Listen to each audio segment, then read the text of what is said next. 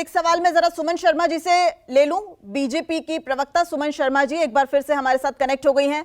Suman ji, BJP किन मुद्दों को लेकर चाहेगी कि जनता उन्हें वोट दे? क्योंकि अगर देखें बीजेपी का संकल्प पत्र, दूसरा बीजेपी महिला वोटर से आस लगा के रखती है कि महिला वोटर्स उन्हें बड़ी संख्या में वोट दें, तीसरा तुष्टीकरण और सनातन का भी वोट आपको लगता है कि वो आपका वोट बैंक है। तो फिर क्या जरूरत है कि कांग्रेस की जो 7 गारंटी है उसमें भी आपको ऐसा लग रहा है कि वो आपका दम घोट रही हैं? कहीं डर तो नहीं लगने लगा है? दिव्या, मैं एक बात स्पष्ट करना चाहूंगी। मैं प्रवक्ता जो कांग्रेस की है ऋतु को सुन रही थी।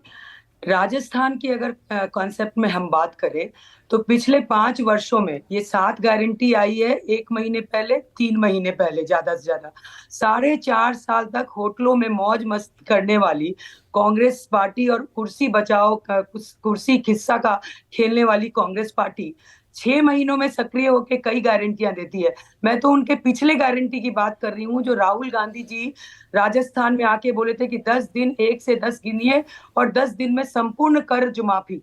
कहीं भी कर्ज माफी नहीं हुई, बल्कि किसान की जमीन कुर्की की गई, जिससे परेशान होकर किसानों ने राजस्थान में आत्महत्या की। दूसरे नंबर पे जब मैं आती हूँ तो देखते हैं कि राजस्थान में बहन बेटियों की सुरक्षा की बात भी ये सरकार कही थी। सुरक्षा की बात पे जब हम बात करेंगे तो लंबी फहरिस्त हो जाएगी। राजस्थान में पहले दिन से ही, जिस दिन से इन लोगों ने सत्ता संभाला, बहन बेटियों के साथ अत्याचार चरम पे रहा। ये हम भारतीय जनता पार्टी होने के कारण नहीं कर रहे हैं। राजस्थान में पहली बार काट काट के बेटियों को भट्टी में जलाया गया। पहली बार नग्न महिलाओं को, जो हमारा प्रतापगढ़ आदिवासी एरिया है वहां उनको घुमाया गया।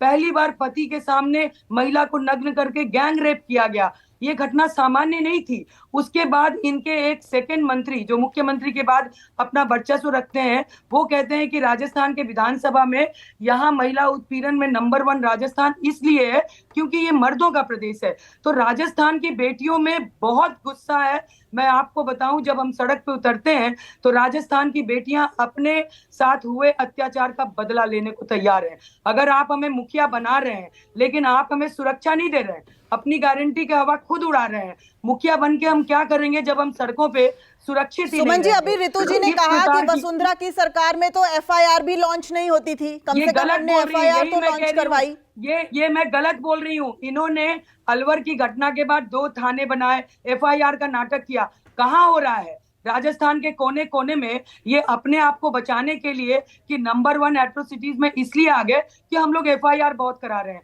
ये अपने पे पर्दा डालने का काम कर रहे हैं। मैं दिव्या बताऊं, राजस्थान के युवा बहुत नाराज। 17 बार उनके सपनों के साथ कुठाराघात किया गया। 50 लाख युवा आंसू बहा रहा है और उनके उतने ही परिवार। कोई जवाब नहीं है। सरकार के खजाना दफ्तर में जो सचिवालय कहा जाता है, मुख्यमंत्री के पास सोने की सिल्लियां मिलती है। भ्रष्टाचार चरम पे, अत्याचार चरम पे। तुष्टीकरण की बात हम नहीं करते हैं, तुष्टीकरण की बात ये करते हैं। राजस्थान की राजधानी जयपुर में एक व्यक्ति, इमरान खान नाम का व्यक्ति अगर मरता है तो उसको 50 लाख, और वही कन्हैया दर्जी अगर उदयपुर में गला रेत के सरतन से जुदा किया जाता है तो उसको 5 लाख। ये क्या है? ये तुष्टीकरण नहीं है। तुष्टीकरण की बात आप नहीं करते, लेकिन 2008 में जयपुर में हनुमान मंदिर में जब बम ब्लास्ट हुआ, उसके आरोपियों को छोड़ दिया गया और उस वक्त वसुंधरा राजे की सरकार थी। ये भी बहुत अच्छा सवाल दिव्या आपने उठाया, क्योंकि वो सरकार हमारी थी और हम लोग कार्रवाई में लगे थे।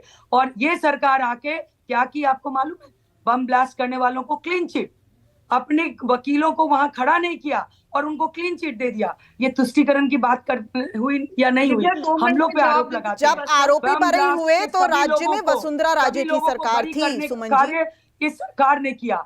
तो तुष्टीकरण ये सरकार करती है, युवाओं के साथ अत्याचार ये सरकार करती है, महिलाओं के साथ दुराचार और अत्याचार ये सरकार करती है, किसानों को आत्महत्या पे मजबूर करने का काम ये सरकार करती है। फिर 7 गारंटी लेके आप कहो कि हम तो बहुत अच्छा काम किए हैं, हमें दोबारा लाओ। किस लिए लाया जाए आपको? राजस्थान में वीरांगनाओं के प्रदेश को नंबर 1 भ्रष्टाचार और बलात्कार में ऋतु जी जवाब देना चाहेंगी जो ये कह रही हैं सुमन जी, जो आरोप लगा रही है ऋतु जी? देखिए, पहली बात तो इनको ये जो इन अत्याचारों का इन्होंने जिक्र किया, पहले तो ये बता दें कि आरोपी कौन थे। सब भाजपा के कार्यकर्ता निकले जितने भी पकड़े गए, पहले तो ये बता दें। दूसरी बात, तुष्टीकरण की बात करते हैं। जगह जगह इन्होंने धर्म के नाम पर कार्ड खेला और समाज को बांटने का ये काम कर रहे हैं। राजस्थान एक बहुत ही सरल प्रदेश है और यहाँ पे इस प्रकार की कोई ये हिंदू मुसलमान वाली कोई विचारधारा है नहीं।